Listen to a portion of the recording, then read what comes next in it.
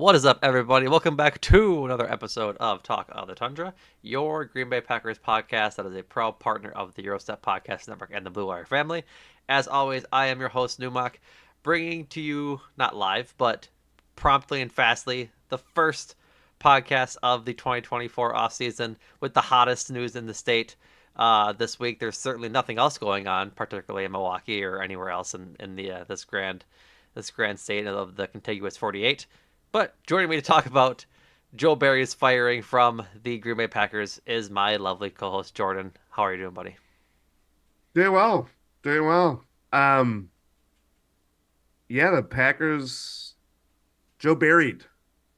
Joe buried. That's what we're going with. Sorry. Joe buried? Yeah. Oh, groan. I've seen a lot of people say Jover, which I think that the kids are into. I don't know. It is But Jover. it is Jover. Joe Barry is out We're so after back, three Jordan. years. Yeah, I did you see it coming? Um, Did you think it was possible? Well, anything's possible, but did you think if it's popsicle, yes. Um, I based on how Matt LaFleur talked about it in the end of season podcast, end of season presser, in front of media, I was honestly 50-50. And if I had to really make it specific, I was 41, or I'm sorry, 51-49 that they're probably going to keep him. Because it just talked about how it was a long decision, we've got a lot of time to think about it kind of thing. He and it made it, was not. it wasn't, it was 2 days later. And so Not even. Well, yeah, I think it yeah, was yeah. Monday, wasn't it? Or was it Sunday? I think it was Monday was his Monday. press conference, And and it was then it was Wednesday afternoon. Wednesday at like 9 Yeah. And so coming out of the in the Monday, morning. yeah, coming out of the Monday presser, I thought there was a chance, considering the defense did perform quite well against two of the top-rated offenses in the league this year. But ultimately, I'm not sad that it happened. I guess to answer your question, no, I wasn't.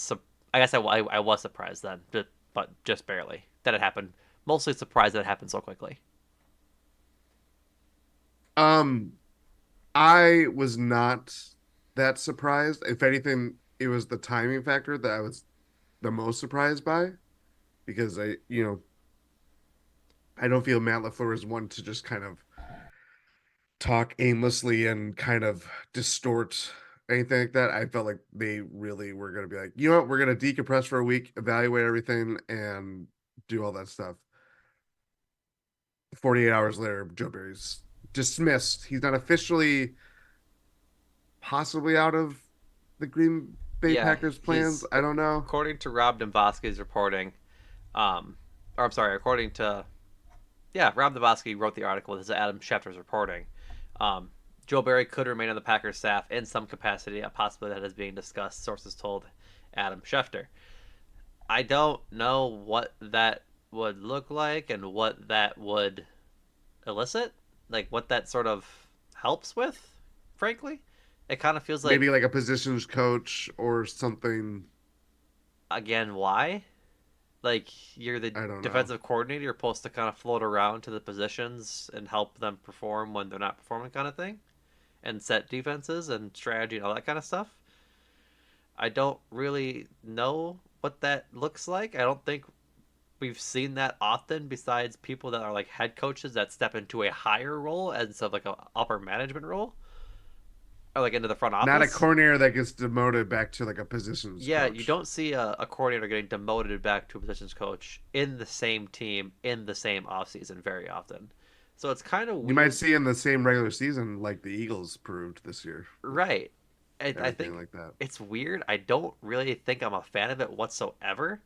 It feels like too many cooks in the kitchen, along with a weird dynamic that the guy that they're gonna hire is gonna be your boss now, because you have to fix he's fixing what you did wrong the entire last 3 years. It's just a weird dynamic. I don't A very weird I dynamic. don't think it shouldn't happen, but this is ultimately there was talk of Matt LaFleur's blind spot being Joe Barry and being close friends with Joe Barry, right? And maybe that's why he gave him the benefit of the doubt, should he had kept him on and not fired him from his defensive coordinator position. Yeah. But he fired him but it's almost like an opaque spot now. It's not totally blind. It's just a little fuzzy, and you can tell It's that he. still it's still holding on. You're That's right. that's more what it is. And I think that it's a very interesting term because the reason why I was not surprised that Barry was let go or whatever you want to call it for right now. Relieved of Um, his coordinator duties. yes. I felt like LaFleur just like hit a breaking point with just how the defense is played, inconsistencies. Like Joe Barry, where credit is due, like in 3 playoff games, the defense largely held up. Like he did put together game plans for the Packers to succeed as a defensive coordinator. And I give him props for that. I think again, the whole Joe Barry discussion and why it was such a debate, like any defense coordinator that the Packers have had for centuries, is that he can do things that are, break out of this very confined box that he operates. And the Joe Barry way of playing, like when he's had to fight for his job security, especially down the stretch this year. Packers play more inspired. They show different looks. They play a different way than they're normally playing, and it's great. It just the fact that you didn't see that all the time was honestly the most frustrating part of his whole time in Green Bay so far. So I think that to me is where LaFleur was getting really annoyed. And yes, it comes after losses, and naturally you're already going to be annoyed answering questions about why things didn't work. Mm-hmm. But I felt a real palpable, like, no, this isn't it kind of thing. Like, they, we podcasted about this last year, and they had gone through the same thing. And there was still like, we believe in what we're doing, it's just not showing up in the ways that we consistently wanted. And then when you add another year of that, despite what you might see at the end of the year, despite what you might see and how it helped the Packers get to the playoffs in the first place, it you got to look at the whole picture. And they have spent a lot of high draft picks outside of Jordan Love. They've spent every first round pick has been spent on a defensive player under or since LaFleur has been there. Um, and basically since Goody's taken over. I think it was Jordan Love, and then before that, Bakhtiari. No, because Bakhtiari wasn't a first round pick. Bakhtiari was a late, It was yeah, like he a was a fourth late. round pick. I couldn't tell you the last offensive player before Jordan Love they picked in the first round. It might have been uh maybe Rogers. I'm sure I'm forgetting somebody here. I feel like we are too, They and didn't. that's why No we are tight probably ends. Jermichael Finley didn't. Jordy Nelson, Greg Jennings, nope. Devontae Adams. None of the If anything, it linemen. might be like a lineman. I don't even remember any of the linemen that they took Um, because it would have been maybe. Oh no, it was Balaga. It was Balaga. no, there was one after that. It is post Super Bowl. It's a lineman. Um, it is the last pick of the first round. Oh, it's I know his name. He sucked. Derek Yep, Sherrod yep. It was literally on that tip of my tongue. I had it. Yeah, sucks. he did he stunk. I don't think he made off his rookie deal. I think you're right. Actually, that I know that I'm right sounds because very he right. stunk. He's Derek Sherrod did not make it. He was waived before his uh, Yeah, rookie deal was he over. was not good.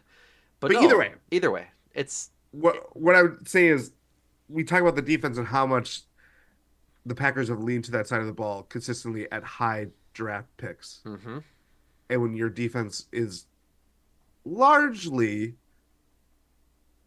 not contributing in the way that you would expect high draft picks to perform and coalesce and come together and put together a really good unit, you mm-hmm. know, that that kind of shows. Yeah, no, it definitely shows. The defense, the talent invested in this defense, the draft picks invested into this defense, should have it being playing at a top five level. Honestly, Top 10. yeah. Like I'm not asking for the world in top 10. Top 5 is a big ask considering the turnover year to year and just how fast the NFL Injuries. injuries, how fast the NFL moves and um, changing offensive attacks and things like that. But I mean, we just went over it. They have had so many draft picks in the first round be on the defensive side of the ball, and they're probably going to continue doing that this year. And honestly, like I think if you're talking about like timing of was he going to fire Joe Barry, was he not going to fire Joe Barry? I think even despite the last stretch of the season and the playoffs doing pretty good for Joe Barry's argument for him to stay, I think firing him is obviously the correct choice given where this team is going, right? Oh, They're yes. going to extend Jordan Love. They're going to backload his deal so that the next probably 2 or 3 years, probably two at the most, I'd say. Likely, I guess I don't know for sure, but depending on how the Packers load Jordan Love's contract, they're going to have to keep him cheap from now probably through the next 2 years with Jair's contract, Aaron Jones coming off, Preston Smith, and however they decide to do all of these contracts that are big. Dave Bakhtiari is in there as well. So the Sean time, Gary. Rashawn Gary, the time to win is in the next probably 5 years before Jordan Love gets more expensive should he continue on the trajectory that he's going. And resetting this defense's expectations with a new coordinator with this upcoming draft class that they're able to utilize these 11 picks for, I think is the right thing to do. You have pick 25, I believe it was, two picks in the second round, two picks in the third round. You have five top 100 picks. Depending on how they invest them, they could fill some pretty significant holes on the defense purely through the draft, maintain their young age, and grow with Jordan Love's in his prime. And I think it's pretty. I should say it's obvious. It's pretty usually the case. It's usually the case that defensive guys acclimate to the NFL much faster than offensive guys. It feels that way pretty often, especially Hmm. in the problem areas that the Packers have in the secondary and linebackers. Like it's pretty clear whether or not you can actually play outside, or whether or not you can spy out a cornerback and keep runs to 4 or 5 yards rather than 6 or 7. And Yeah. so those are the problems that the Packers need to address in this draft.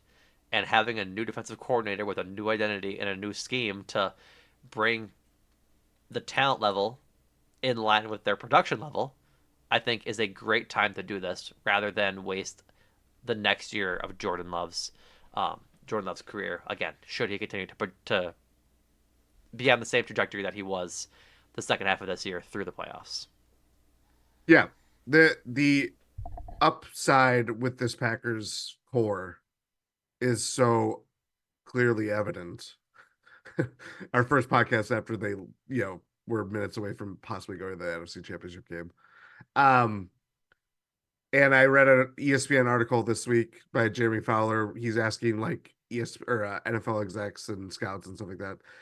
There's people say that the Packers can win the Super Bowl as soon as next year because of where they are. Like it's not that is not crazy. It's That's not not a crazy. crazy the line of the thinking. The NFC isn't as Look at like the is Lions. look at the Lions. I mean, I think the biggest thing is the NFC isn't good. Like I don't think No, it's gonna make a big jump next year. There's not really you have anything in the the works that's going to make that possible. And so if they can just make it there, it's one game. you have the locks between 49ers.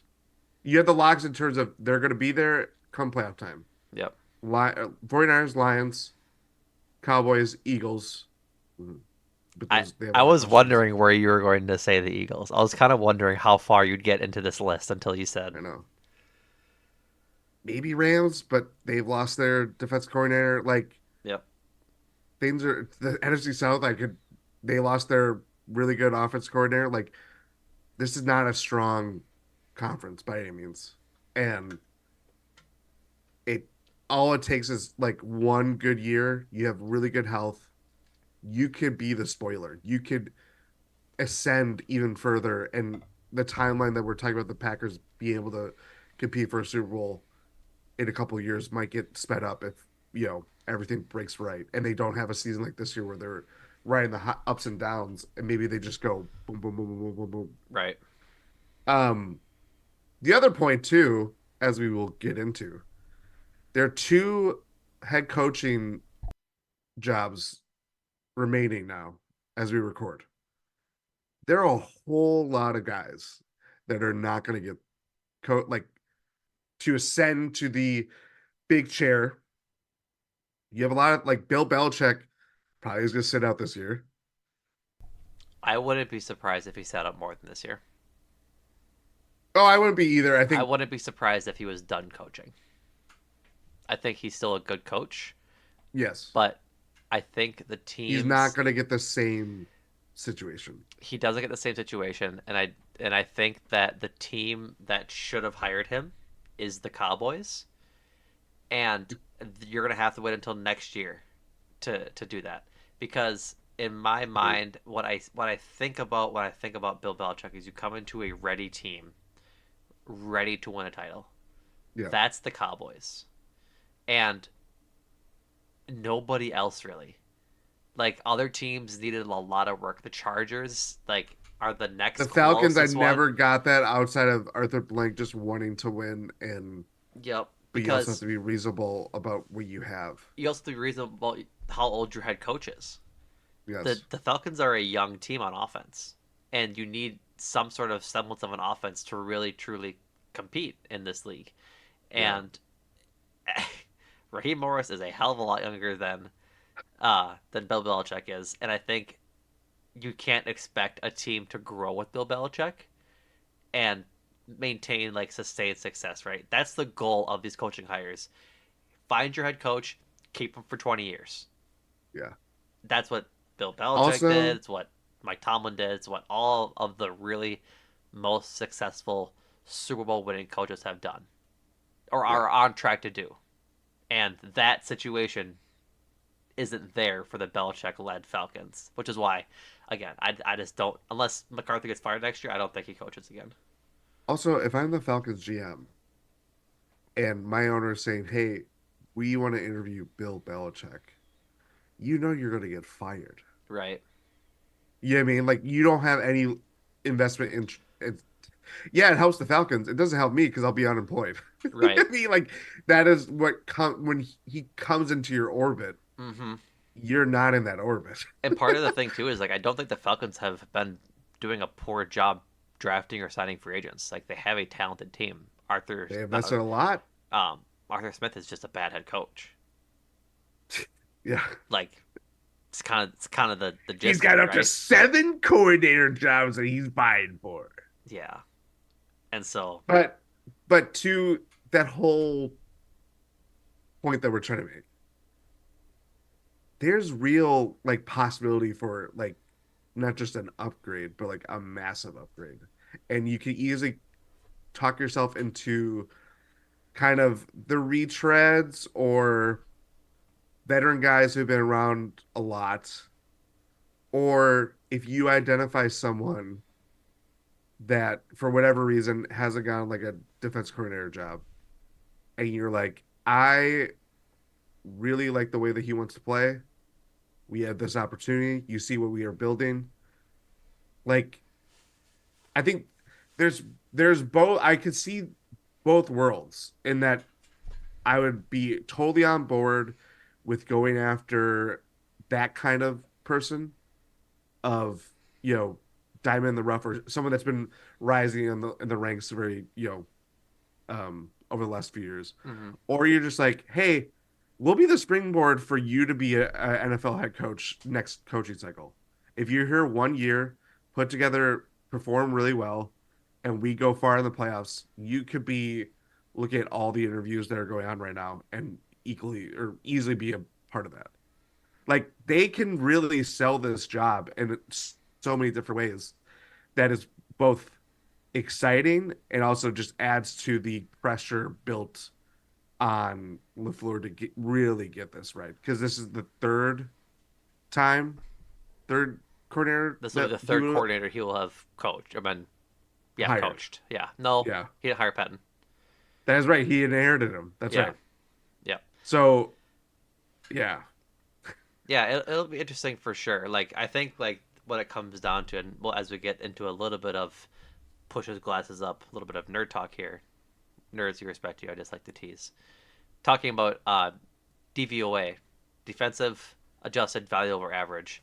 It's a sort of a catch-all term that a lot of NFL, like in the thick in the trenches NFL fans like because it shows pretty much how good you are at offense or defense. It's not a perfect metric, no stat is, but it's used by a lot of the best thinkers of breaking down X's and O's stuff for football.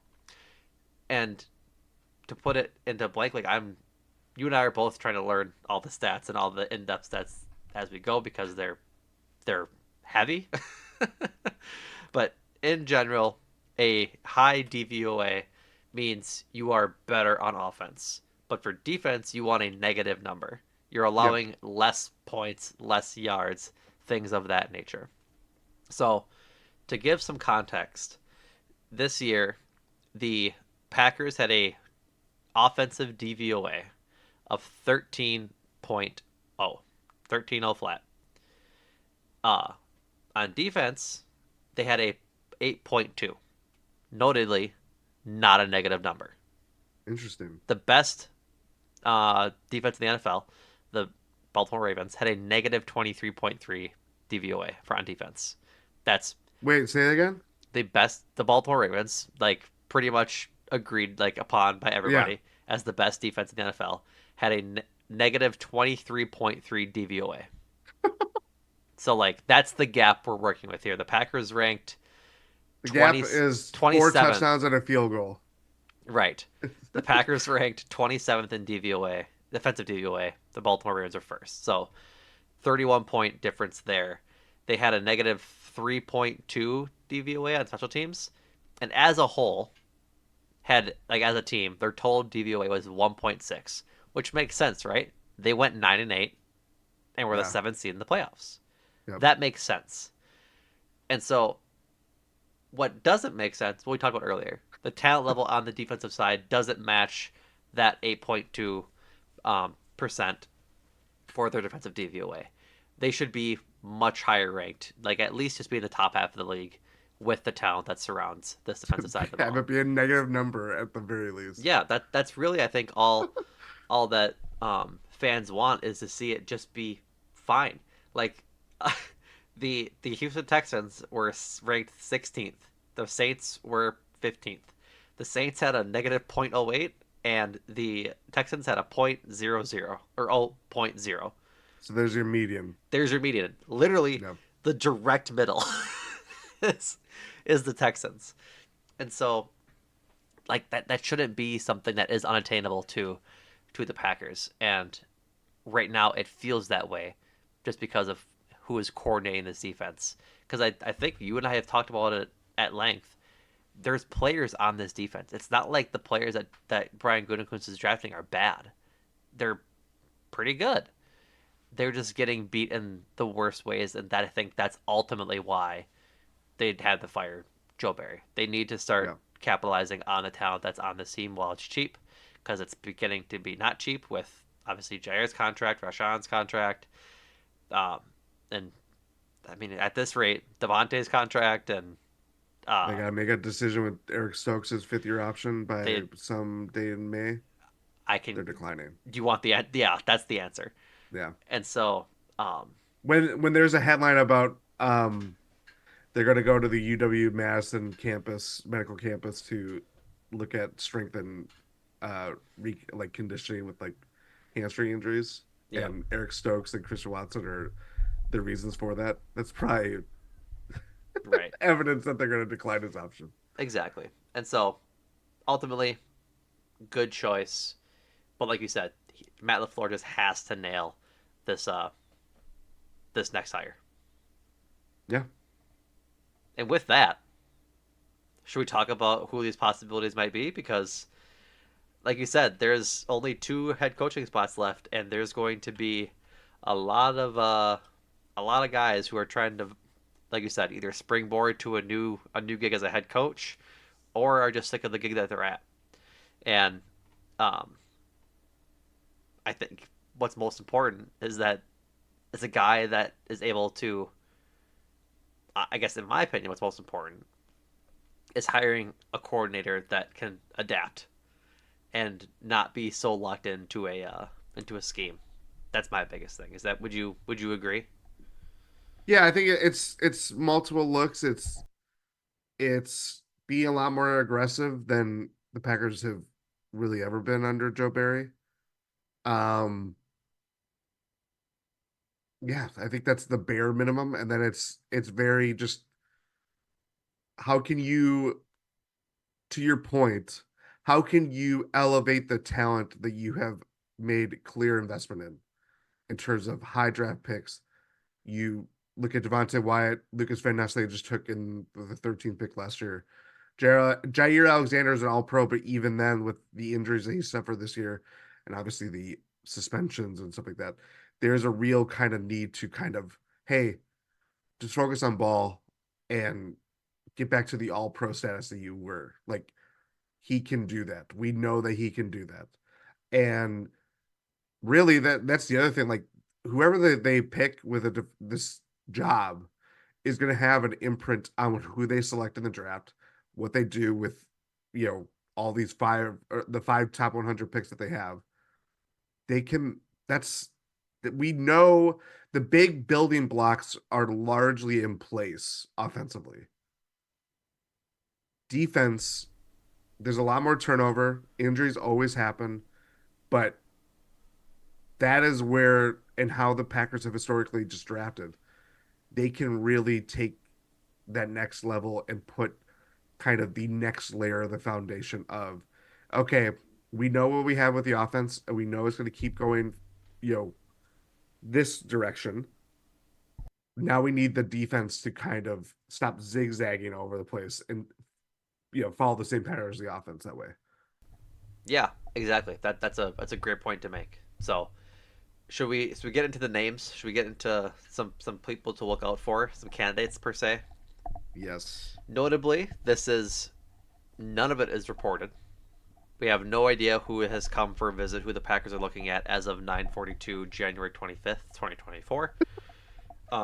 This could be outdated by the time it comes out tomorrow morning, depending on how the reporting goes. But I think notably, unlike the Adrian Griffin Doc Rivers situation for the Bucks, this will be a drawn out process. I would expect a defensive coordinator to be named within the next 2 weeks.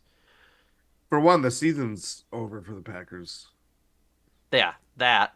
But I meant in general I the know, fact I that it know, I know. was almost immediate from the Bucks that they fired Adrian Griffin, and it's gonna be Doc Rivers. That's not gonna happen with this, as I'm sure all of No. you know. But just important to point out. Adrian Griffin? What about him? No, Kidding, no, kidding. no. Stop. Shut up. Um, First guy to look out for, um, Jim Leonard, former defensive coordinator for the Wisconsin Badgers, which is his alma mater. He was a finalist for when Matt LaFleur did this for the first time back in 2021. Um, and after leaving the Badgers, he left the Badgers after his interim term for when Paul Chris got fired before. Oh, what's his name? I'm forgetting his name. Luke Fickle. Luke Fickle got hired from Cincinnati to the Badgers. He did not uh, want to retain his spot there in Wisconsin. Instead, he took a job as a senior football analyst for the University of Illinois, um, under former Badgers head coach Brett Bielema, and which is, I guess, crazy. But Jim Leonard, I think, was like the fan favorite per se. Jordan, I don't know if you would agree with that. I think it. I guess I thought it was. I saw a lot of murmurs about Jim Leonard all over Twitter back in 21 when this happened, like when they were doing the search. He was the number one, I think he was apparently. for a lot of people, Can you imagine? all the people. Just wait, just hear me out here. Can you imagine being like, yeah, I'm not going to go join the Packers because I want to stay with the Badgers? I Do you don't I know? don't think it was his choice. I'm doing a bit. Okay, I'm Curtis. sorry. I'm sorry. I'm doing a bit here because the Badgers, I'm not a fan of the Badgers. I'm making this very, I don't think I've ever said this on a podcast form. Just not a fan. Just not a fan. They Of have the same season the every year university or of football? of their football team because they have the same season every year. Everyone thinks that they're going to be great. They're not. They're not. And Leonard had the bright idea to be like, "Hey, I'm going to stay here because I'm a Badger, I mean, not the defensive coordinator I want." listen, listen. I'm with you on the Badger stuff. Thank you. I've stopped watching the Badgers because they piss me off. Yeah. That They being literally said, are hiring a coach named Alex Grinch. You think they're going to be good? he maybe he brings some tenacity. I don't know. Anyways, that's not the point here. The point is that Jim Leonard has been kind of being groomed to make the jump to the NFL for a while now. I think in some shape or form he reminds me of like an Eric, but I'm gonna I can't say his name. The enemy? Eric Bieniemy, thank you. Um, Kind of situation where it's like, okay, he's getting interviewed, he's getting interviewed, he's getting interviewed, he's getting interviewed, he's getting interviewed, he's getting interviewed, never getting chosen. Like I feel like that's kind of the Jim Leonard thing that's happening right now. His name gets floated a lot, particularly in for the Packers, and yet he's never really been the guy chosen, which I'm not so sure about. I think he'd be a fine D coordinator. Wisconsin's defense was never terrible, but I think a college defense is a vastly, vastly different thing to coach than an NFL defense. There's just Yes. the talent level is way higher. The schemes you have to run are way higher, like way more Yep. involved and sophisticated. Like you can get by as a college coach just making sure that you don't let your wide receiver leak behind you. Yeah. Yeah. I think it's part of it is just it's the Wisconsin connection. He Oh, it's obviously for sure that. the fact that he spurned the Packers to stay at with the Badgers and has always been kind of like, oh, like if he shows an interest in wanting to join the Packers, like we should get him immediately. Like he got his I think what was very apparent by staying with the Badgers is that he thought that he was going to be the next coach whenever that happened. Thousand And then percent. they changed their athletic director to Chris McIntosh and just wiped the slate clean. So bad beat for Jim Leonard, one that I would not do. Um, but clearly kind of needs to get back on the track of ascending to, you know, a higher position than what he has with Illinois, a middling team that is coached by the coach that he played under. I believe I should have sourced this or seen it, but I remember seeing his name associated with Deion Sanders and joining him as the DC there for Colorado. I But did not see that, but I can look if you want, or if you want to look. I mean, yeah, I'll look it up right now. that would be a hire for sure.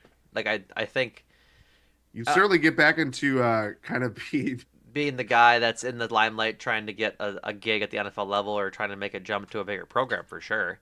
And I think like yes. it's kind of weird when you come to talk about like Wisconsin football.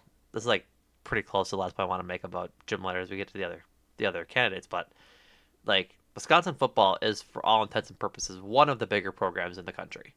Like it's probably top 15 if I had to guess, frankly. Maybe top 20. I mean, think about it, Jordan. There were five conferences. You think of the top 2 3.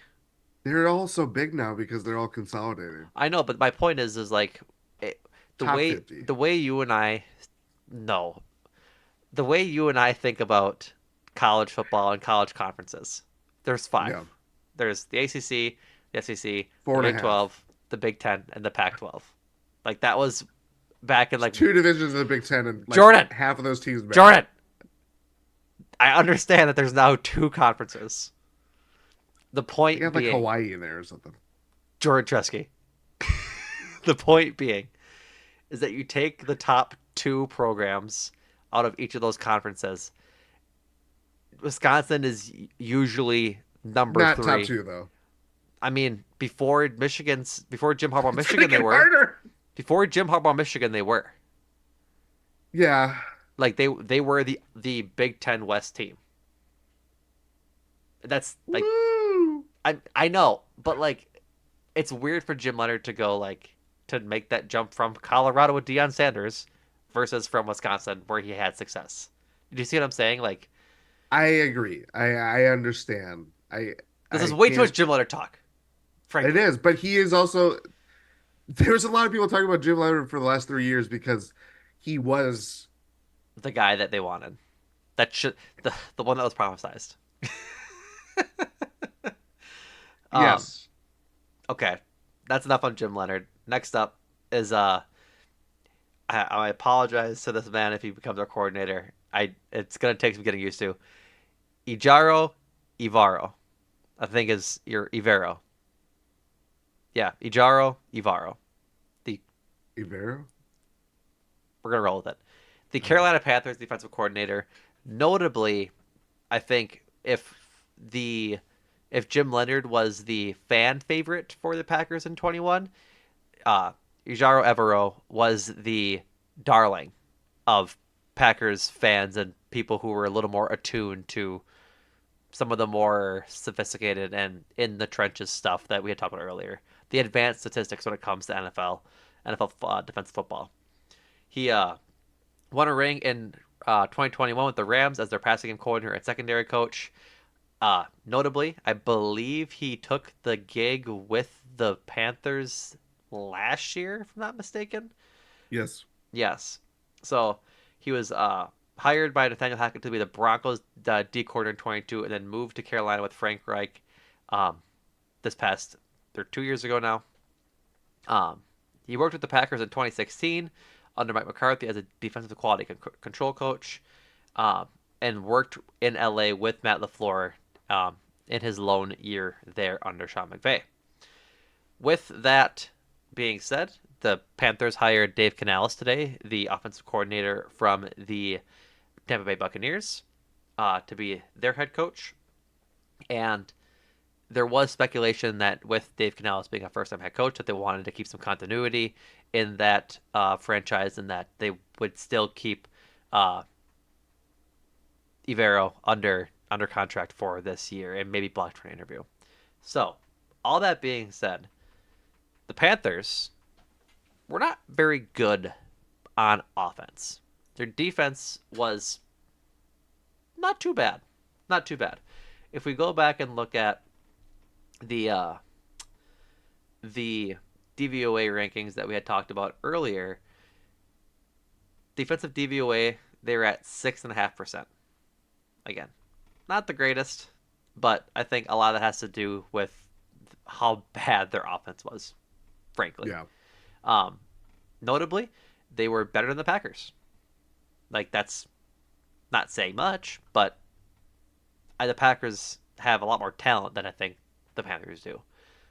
And so I think it's worth noting that this could be a pretty big upgrade for the Packers should he be allowed to interview and really get a chance to bolster just the scheme as well as really make use of these players. Also worth noting, in his one season with the Broncos, they were 5-12. That was Russell Wilson's first year. Nathaniel Hackett didn't even last the entire season. The Broncos were 13th in defensive DVOA Not bad. for a 5-12 team. Yeah, that tells you it's a lot more about the offense And in that one.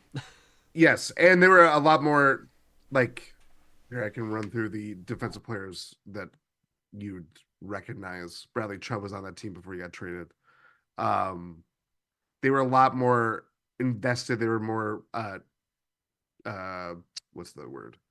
Upgrades or high draft picks that they took.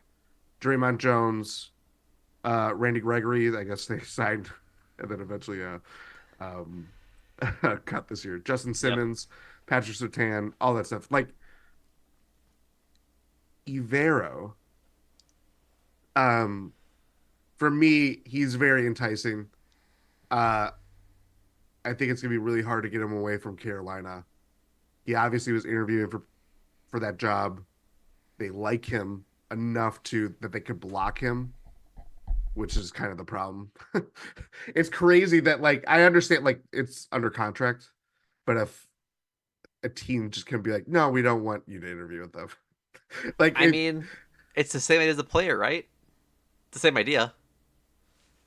yeah, yeah, They that's have to true. grant players to seek out trades if they want to trade. If your coach wants out and you don't want to get rid of him, I know, frig off. but you also, well, also you're, I know it's a very strange thing Yeah, because you're clearly interviewing him for the position. He doesn't get it, but it's like, no, we still want you, and that's obviously the kind of the trump card that they can play. So, I think part of that too is an understanding between the team you're with and what your aspirations are, right? oh, for sure, You made the point earlier absolutely, that this can be a springboard for a coach to go get a head coaching gig. I think it's worth noting that if uh, Ivero comes here for a year, the Packers shouldn't block him from a chance to go be a head coach somewhere no, because he's already on that track. yep, absolutely. But yeah, I find him very enticing. Kind of plays. He's from the mold that the Packers want to play defensively. Obviously, has rapport from with LaFleur, had previously coached in Green Bay. I don't know. I think he's kind of the. I don't know if I would feel. I lean that he's unattainable just because there are a lot more things, obstacles that the Packers would have to go around. But that doesn't mean that a man can't dream, right? Yeah, that man can Yeah. dream. Man can dream. Next up is Aubrey Pleasant. Uh, this was reported by Rob Domboski as a guy to watch for as they go to replace Joe Barry. Another former player, another University of Wisconsin alumnus. He rose to the college ranks to the pros as a 14-year coaching career. Was in LA with LaFleur in 2017, when he Pleasant was the cornerbacks coach, and he joined the Lions in 2021 under Dan Campbell as their D-backs coach and passing game coordinator. But he was fired after their 1-6 start in 2022. Notably, they got a hell of a lot better after that. They did. So my initial reaction is not really a fan. If you're Do you gonna know where he went after being fired by Detroit? I'm reading the next line. Interestingly enough, the Packers Pleasant latched onto the Packers as an offensive consultant in the back half of the 2022 season, aka the last half of the season when the Packers were good. Yes. Reading on that, because I had totally blanked that that was something that happened. I didn't know that it happened, Basically, so basically, LaFleur brought him on to kind of, he was an offensive consultant in that he, during practices, would show the offense different looks and how they would attack opposing defenses. So basically, like kind of like a scout coordinator or whatever you want to call it, which I thought was really interesting. That's a very interesting move because I don't know. It's very in vogue these days to fire coaches midway through the year. apparently, Um, apparently, but I don't know that kind of you to see a thought process in LaFleur's mind, especially during a season that was incredibly trying. Like at the point that they pick him up, the Packers are like 3-6 or 3-7. yeah, Like they were on death's door in terms of playoff hopes, and we know how it went. So certainly not one to dismiss in the way that Domofsky kind of highlighted him in the his article made me think that, oh, this could be someone to pay attention to. Also worth noting, he was on the Rams this year. Raheem Morris, defense coordinator, going to Atlanta, back to Atlanta, I believe too, right? He was like interim coach at some point. yeah, I think so. And yeah, Um, if he goes back with to Raheem Morris to Atlanta, that wouldn't be a shock. But he's got options. yeah, I'm not so much sold on the consultant position with the Packers as being a redeeming quality. Like I think No, there's a I don't think it's. lot of I don't. I factors that went wouldn't. into that, and I don't I think it. wouldn't. Again, I'm not saying that you're saying it's a reason that they went on their winning streak at the end of last year. I just think that as a proven track record of things, it wasn't great. No, no. It was a way to salvage the year. Yeah, But I think it's more of a data point of like, huh. So that's where like LaFleur was leaning kind of thing. right. No, That's where I kind of right. stash it away. Yeah. Should we move on? Keep going. Next up is Chris Harris, another former player. This one, Chris Harris was an 8-year pro, played for the safety for the Bears, the Panthers, the Lions, and the Jaguars. Won a Super Bowl with the Colts in 2007. Um, yes. Went to No, isn't that the year they won? the Bears lost it because he was with the Bears. Against the Colts. I can't read. Um, he has coached for the Bears, the Chargers, and the Commanders, and most recently the Titans. He was their defensive pass game coordinator and cornerbacks coach this season. And Albert Breer of Sports Illustrated mentioned Harris as a coach to watch. I guess in general this off, or as a candidate to watch this offseason. And he also interviewed for the open Bears defensive coordinator job. So worth noting as well. And if he played for them, went to Super Bowl with them, I'd be inclined to think that that might be just where he goes. Yes. But who's to know? Who's to say? Tennessee's defense, I'm curious. I'm going to check DVOA because it's the only stat I have readily available to me right now. I scrolled past them. 18th. Not good, not bad. So, That again, would, I mean, he's for a not their team D that finished coordinator.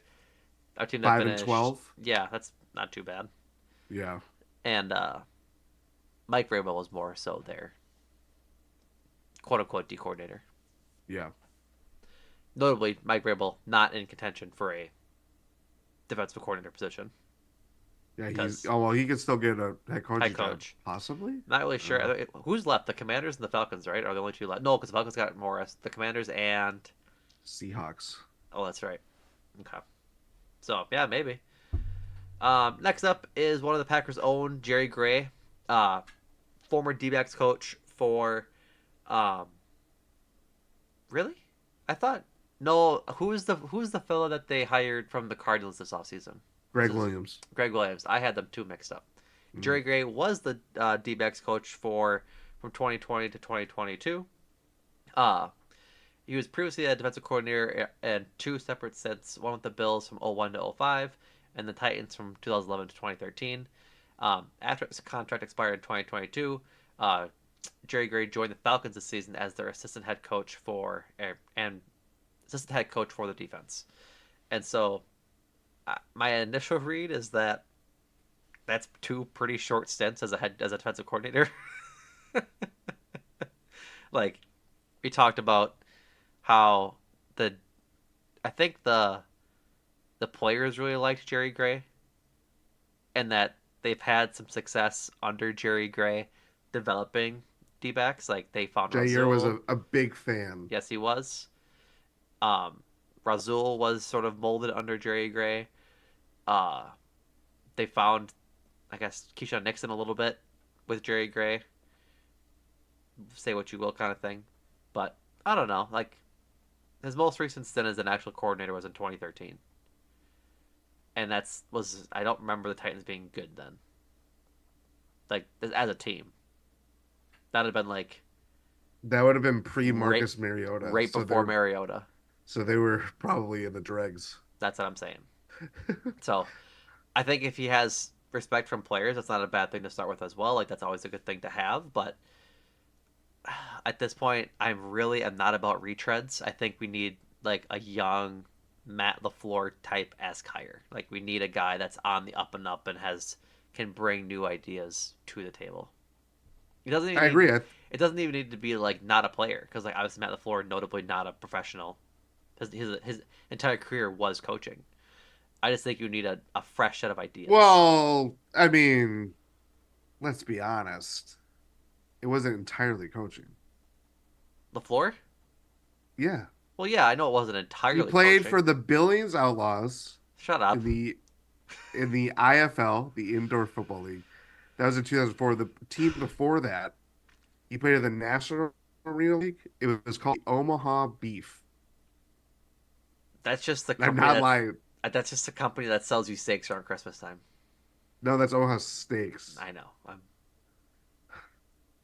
Yeah, But for all intents and purposes, The Mr. top, Tresky, the top line in Omaha Beef's Wikipedia article says not to be confused with Omaha Steaks, a meat retail. that's stupid.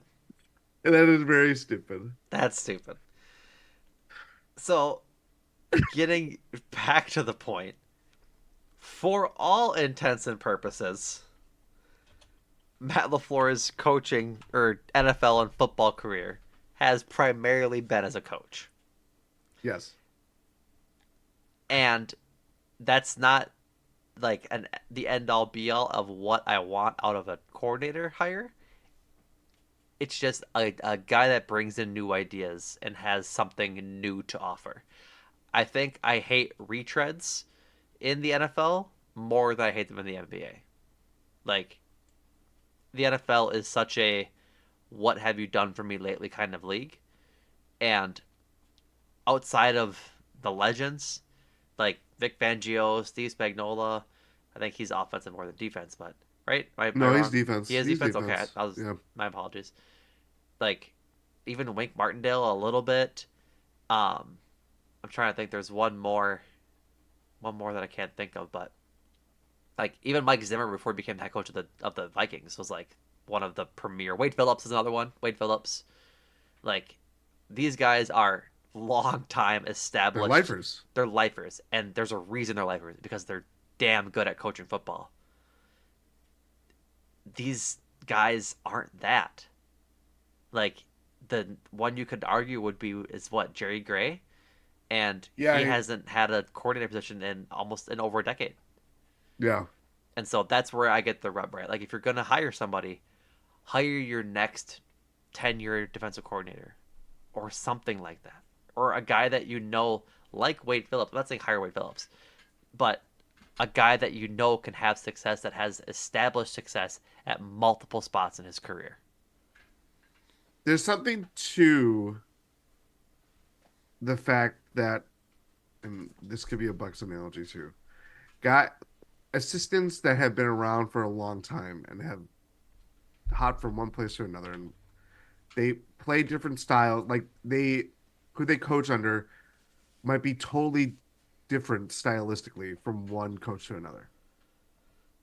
But there's something about being able to build your own system in a way that eventually maybe gets you a coaching job. And if that doesn't work out, where you're just a really highly qualified assistant, but not good enough to carry a team as a head coach, that like Vic Fangio did it.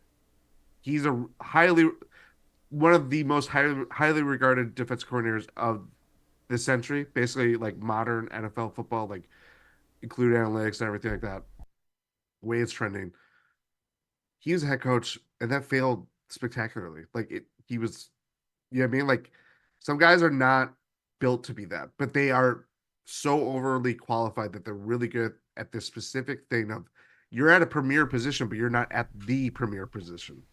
And that's really tough. Like Wink Martindale has never been a head coach. I think the guy's like 61 or something like He that. is. Like I've He's heard his name old. for a long A time. long time.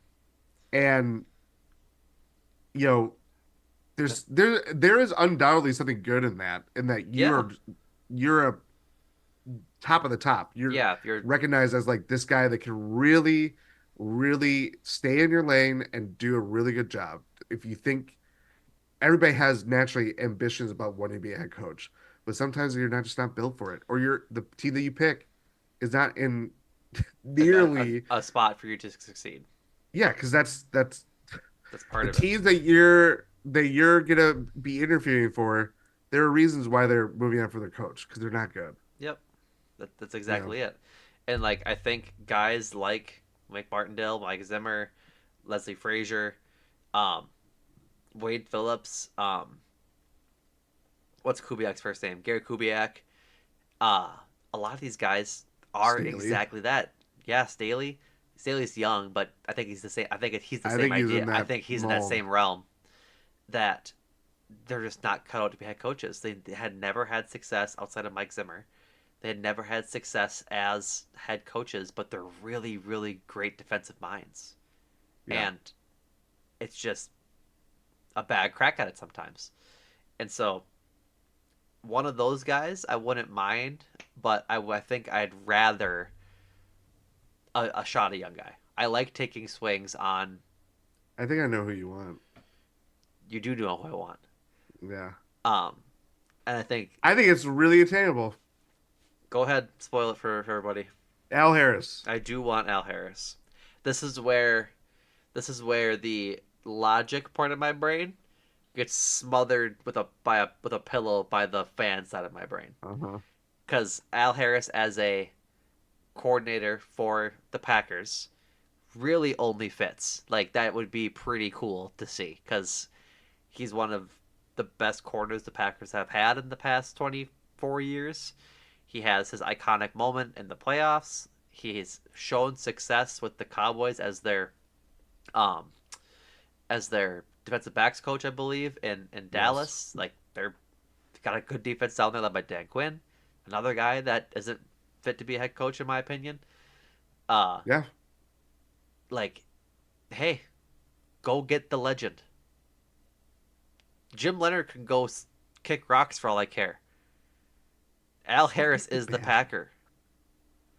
Jim Yes. Leonard, There we Al go. Harris is the Packer.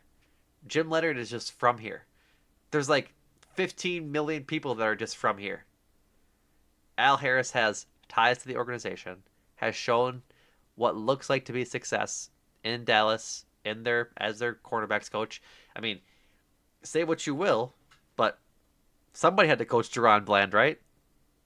I got a stat for you. I want to hear it.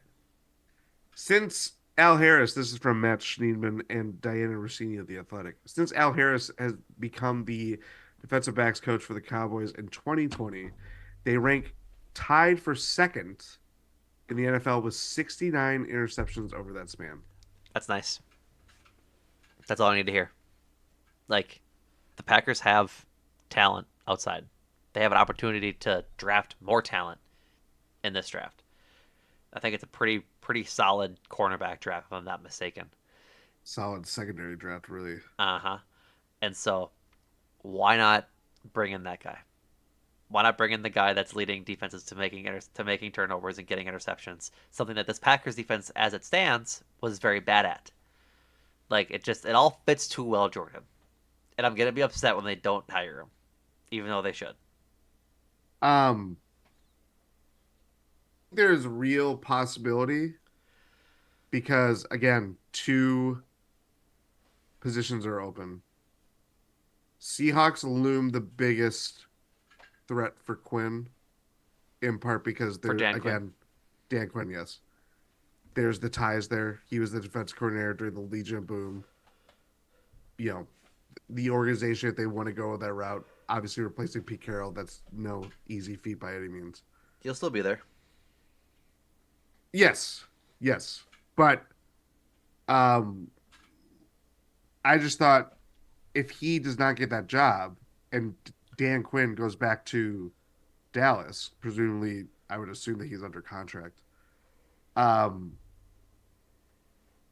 I think that would probably increase the chances that Al Harris would maybe want to. Well, like he might look at it like this: I'm blocked to get that next step as a DC, Yeah. and do I look where I used to play, where I'm enshrined in the Packers Hall of Fame, Yep. and be defense coordinator there and take your biggest leap yet? A Lambo leap, if you will. I don't know. I think there might be some synergy down the line if things break right, but as we both know, it's very early in the process. It is very early in the process, and um, I just don't think it's a bad idea to hire a guy that has what I would assume would be the respect of a lot of players, and Yeah, assumingly a lot of the veterans on the team as well. Jordan Love, a lot of the defense like know who Al Harris was. I'd hope yeah. so at least. I think it should be in the handbook when you get drafted. Like, here, watch this DVD of Packers plays. We want the ball and we're going to score. Is in there. Oh yeah. So, all right, Jordan. Anything else? We should probably talk like we said. Matt Vrabel not going to be a DC. might take the year off and get hired as a head coach next year for the Ohio State Buckeyes because Ryan Day is going to ultimately get fired when he underperforms again. Um, Brandon Staley was reported by Robin Foskey is not expected to be a leading candidate to replace Joe Barry in Green Bay, according to sources familiar with LaFleur's plans. Fine by me. I don't need that I milk think toast esque coach on my football team. I think I had seen that is a possible candidate to go to Miami after Vic Fangio left to go to Philadelphia. Yuck. Hate that for Miami. But we're Staley For and what it's worth, Staley was And McDonald's are close, right? Like they're from the same tree. Shanahan, Yeah, McVay. yeah. For what it's worth, Staley had a really good defense with that Rams team that 1 year. It was really surprising that he got a head coaching gig that fast. I mean, I think we are understand why. You know, yeah. yeah. Um, don't expect Bill Belichick to walk through that door. If Ron Rivera is hired as the defensive coordinator, I will throw things. I mean, Can it's you name things that you'd throw? this empty beer can, Oh, probably my water bottle. Uh, within reach, yeah, would you probably throw a those two things. riverboat? No, I'd sink it. You'd take one over. I'd drop an anchor right through the boards. You ever seen Caddyshack? Yes. You know when the judge is blessing his boat, and Rodney Dangerfield drives his, and he goes, "You scratched my anchor." That's what I would do to Riverboat Ron's riverboat, right into the bay. PCBs be down in the Fox River. Drop Yeah. another. They can add Riverboat Ron to the registry of sunken ships in the in the Great Lakes. All right, You left a lot for that. you I'm tired, that dog. I no. I'm saying that sounded evil. That sounded very evil at the end. Yeah, because I don't want freaking Ron Rivera as a coach in No, 2024 on my damn football team. no, That is a positive fact. Anybody else I can buy and I'll drink the Kool Aid with, not Ron Rivera. no. He's been reported multiple times as to being a bit of a weirdo, is how I'll say it. I could see that. Alienating is another good way to say it. Yes. So Also, wasn't that good of a head coach? His no, record with with Washington, was it's like that guy was there horrible. 4 years. I think it's like 26-49. It is Yeah, it's abhorrent, not good. It's not good. He was good with the Panthers on the backs of one of the best kinda. linebackers of all. I mean, went 15-1 and made a Super Bowl. Jordan, like they were That was the only good year. 26-40 yuck. and one. Sorry, for with Washington. He was 76-63-1 with the Panthers in 9 years. So if you take off his 15-1 season, they hit a losing record. That's crazy. That tracks. He's average. So then my point's made. Yeah. My point is made. Yep. So you heard it here first, folks. The talk of the Tundra pick for the defensive coordinator for the Packers is Al Harris. Al Harris. But we are very early in that game. So, Yeah. um, with all likelihood, we will be potting again before this decision is made. So thank you for checking out the episode. We will be doing cheese board roundups and player grades throughout the offseason as we prep for the combine and diving into draft prospects and all of that come end of February. So be sure to hit the subscribe button on YouTube, hit the follow button on your podcast platform of choice. As always, you can find me on Twitter at Numac is known. You can find Jordan on Twitter at Jordan Tresky. Everything Eurostep Podcast Network you can find at gspn.info, including links to the Discord as we chat all things sports and other things that are just fun to talk about. Great community in there, so come check us out. Uh, Check out the Eurostep podcast with Ty and Rohan and the 1 in 6 podcast with Jordan here and Adam McGee as they break down all of the Adrian Griffin and Doc Rivers news that happened this week. I It's think long. there'll be you just recorded 1 in 6 with Adam tonight, dropping at the same time as this pod is tomorrow. I think that's Yes. 4 Bucks pods this week, if I'm not mistaken. Yes. All the Bucks news. So if you're a Yep. Bucks fan, which I'm sure you are listening to this, go check out all of those pods. Um, we are inching closer and closer to pitchers and catchers reporting for the Milwaukee Brewers and cruising for a bruising getting into to a rhythm with Adam McGee and Andrew Snyder. Also, just dropped a pod this week as Reese Hoskins signed a 2 year, I think it was $34 million contract Oh yeah. with the Brewers with a club option. Andrew Snyder, the happiest man uh, that side of the Mississippi, because he had been preying on this for a while. So good for him. Go check out that pod. And then it is now Oscar season. Nominations dropped yesterday on Wednesday. And so you best believe Adam and Andrew will have a breakdown of all of those nominations and those movies throughout the year on Make Time for This very soon. Like I said, you can find all those pods at gsp.info. Thank you all for listening. We will talk to you very soon. And Jordan, thank you. Thank you.